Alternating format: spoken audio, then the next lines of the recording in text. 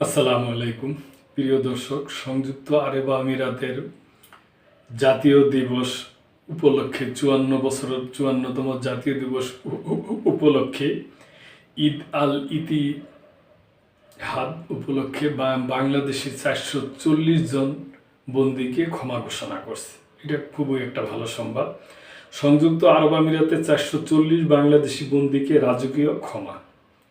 54তম জাতীয় দিবস ঈদ আল ইতিহাদ উপলক্ষে সংযুক্ত আরব আমিরাতের শাসকরা 440 বাংলাদেশি বন্দীর রাজকীয় ক্ষমা ঘোষণা করেছে। এটি দেশটির দীর্ঘদিনের মানবিক ঐতিহ্যের প্রতিফলন।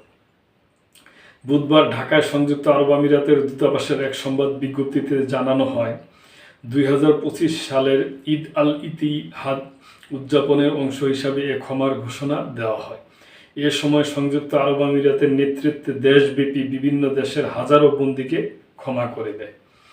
প্রতি বছর ঈদ, জাতীয় দিবস, প্রধান জাতীয় ও ধর্মীয় উৎসব উপলক্ষে সংযুক্ত আরব আমিরাতের শাসকরা দণ্ডিতদের এ ধরনের রাজকীয় ক্ষমা ঘোষণা করেন। এর উদ্দেশ্য হল ক্ষমাশীলতা সমাজে পুনরায় একীকরণ এবং পারিবারিক পুনর্মিলনকে উৎসাহিত করে। কর্মকর্তারা উল্লেখ করেন, 2025 সালের শেষের দিকে ক্ষমা কর্মসূচির আওতায় আমিরাত বিপুল সংখ্যক বন্দীকে মুক্তি দিয়েছে, যার মধ্যে বাংলাদেশি নাগরিকরাও ছিলেন। এতে তারা নিজেদের জীবন পুনর্গঠন এবং পরিবার ও সমাজে ফিরে যাওয়ার সুযোগ পেয়েছে।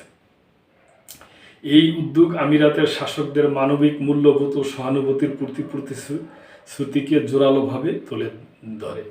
সংযুক্ত আরব আমিরাতের জাতীয় দিবস ঈদ আল ইতিহাদ প্রতি বছর 2রা ডিসেম্বর পালিত হয়।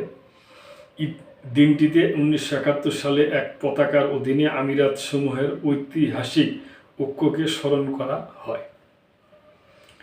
তো প্রিয় দর্শক, ব্যক্তিগতভাবে আমি এটা খুশি যে বাংলাদেশি জনসাধারণ ক্ষমা পাইছে, আলহামদুলিল্লাহ। তো এই ব্যাপারে আপনাদের যদি কোনো মন্তব্য থাকে অবশ্যই করবেন এবং মেম্বারশিপ নিয়ে চ্যানেলটির পাশেই থাকবেন।